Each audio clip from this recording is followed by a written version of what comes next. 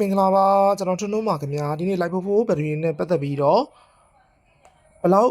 ဝက်သုံးလို့ရလဲဆိုတာလေးကိုကျွန်တော်အချမ်းကြီးလေးပြောပြပေးမယ်ခင်ဗျာเนาะဒါက 54A8 ဒါက 125A8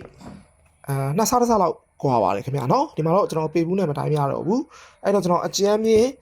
125A8 နဲ့တွက်ပြပေးမယ်ခင်ဗျာเนาะသူတို့ကဘိုးက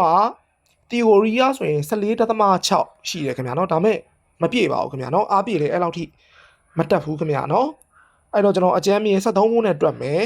ဒါက 125A ဆိုတော့125နဲ့မြောက်မယ်ခင်ဗျာနော်တွဲဖို့စင်မယ်ဆိုရင်အလွယ်ပြောတာပေါ့နော်12ဖို့စင်မယ်ဆိုရင်တော့4ပြားလိုတယ်ခင်ဗျာကျွန်တော်တို့က24 system စင်မယ်ဆိုရင်10ပြားလိုပါတယ်50ဖို့စင်မယ်ဆိုရင်တော့16ပြားလိုတယ်ခင်ဗျာနော်အဲ့တော့ကျွန်တော်တွဲဖို့ system နဲ့တွက်ပြပေးမယ်ခင်ဗျာဒါတွဲဖို့ပေါ့နော်အဲ့တော့ကျွန်တော်တို့က live ဖို့တွေက theory ရဆိုရင်14.6ရှိတယ်ဒါပေမဲ့အားပြည့်တယ်အဲ့လောက်ဘိုးထိမတက်ဘူးခင်ဗျာနော်အကြံမြေ73ခုနဲ့ပဲကျွန်တော်တွက်ပြပေးမယ်73မြောက်125 1625ဝက်ရတယ်ခင်ဗျာနော်အဲ့1625ဝက်ကလည်းပုံဝင်လေးပြောရရင်အပြည့်သုံးလို့မရသေးဘူးခင်ဗျာနော်လိုက်ဖို့ဘူးပဲဖြစ်ဖြစ်လီသီယမ်ပဲဖြစ်ဖြစ်80ရာခိုင်နှုန်းပဲသုံးလို့ရပါတယ်80ရာခိုင်နှုန်းပဲသုံးလို့ရတယ်20ရာခိုင်နှုန်းချန်ထားရမယ်အဲ့တော့ကျွန်တော်တို့ကအမြောက် 0.8 နဲ့မြှောက်ပေးရမယ်ခင်ဗျအဲ့တော့ဒီ lipo 4ရဲ့3နိုင်တဲ့ဝက်က1300ဝက်ပဲရှိတယ်ခင်ဗျာနော်အဲ့တော့ကိုက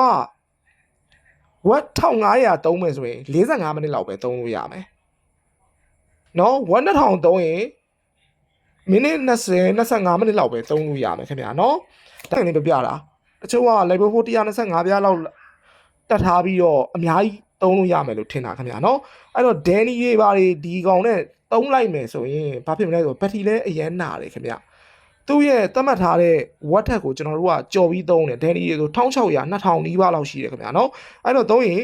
သုံးလို့တော့ရတယ်သုံးလို့မရဘူးလားမဟုတ်လို့သုံးလို့တော့ရတယ်ဒါပေမဲ့ဘက်ထရီတွေအရန်နာတယ်ခင်ဗျာနော်အဲ့တော့ကျွန်တော်တို့ကလေဒါနည်းနည်းစဉ်းစားရမယ်ပေါ့ဒီမှာတကယ်သုံးလို့ရတဲ့ real ဝက်က1300ပဲရှိတယ်ကျွန်တော်တို့အလွယ်ထားပါတော့ဗျာ1500ပဲထားအောင်1500ဆိုရင် lighting တို့ computer တို့ TV ကြည့်တာတို့ကတော့ဘယ်လိုပဲဖြစ်ဖြစ် AC သုံးလို့ရတယ်ခင်ဗျာနော်ပန်ကာဖွင့်တာ air con လာဖွင့်တာ AC ဖွင့်လို့ရပါတယ် air con ဖွင့်လို့မရဘူးခင်ဗျာနော် air con ဖွင့်လို့မရဘူးနော်ဖွင့်လို့တော့ရတယ်ဒါပေမဲ့ air con တစ်ကောင်က946ဝက်ရှိတယ်တကယ်သုံးမယ်ဆိုရင် steady လောက်ကိုဖယ်ထားလိုက်တော့မှ2နာရီလောက်ပဲသုံးလို့ရမယ်ခင်ဗျာနော်အဲ့တော့ lipo 4 125 A8 4ပြားကတကယ်သုံးမယ်ဆိုရင်1300ဝက်လောက်ပဲရတယ်ပေါ့နော်အဲ့တော့ကိုကဝက်အများကြီးသုံးမယ်ဆိုရင်ပထီကိုနာပါတယ်ခင်ဗျာနော်အဲ့ဒီအချိန်မှာ3နှစ်မခံတာတို့4နှစ်မခံတာတို့ပြဿနာလေးတွေဖြစ်နိုင်တယ်အဓိကကတော့ကိုသုံးမဲ့ဝက်ကို